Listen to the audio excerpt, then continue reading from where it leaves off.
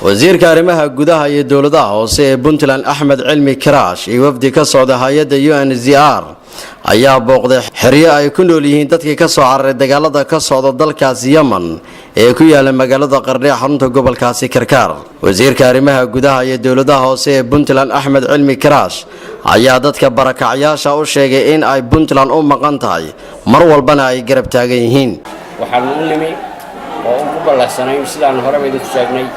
inaynu halka kan iskuulkii halkan ama dagaalkii dadku lahaayeen oo runtii aan ugu mahad celinayno reer Qardhoodka ay ugu deeqeen oo waliba aanu qabno in ay ama qashin ha ahaato ama jabin ha ahaato ama waxyeelooyin badan ay gaarsiiyeen iyada qudheeda waxaan rajaynaynaa inay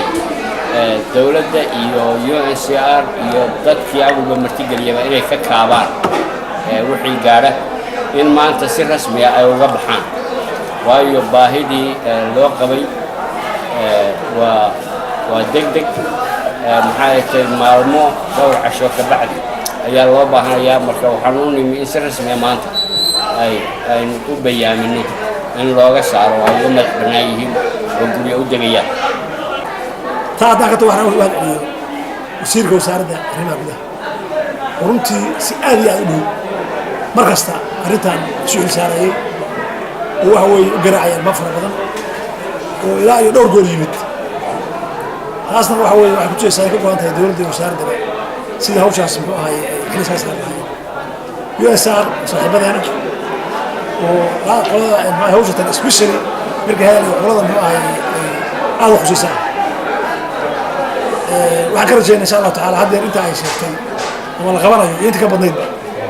sida ay socodsadeen mas'uuliyiinta kale iyo dadkii garanaysa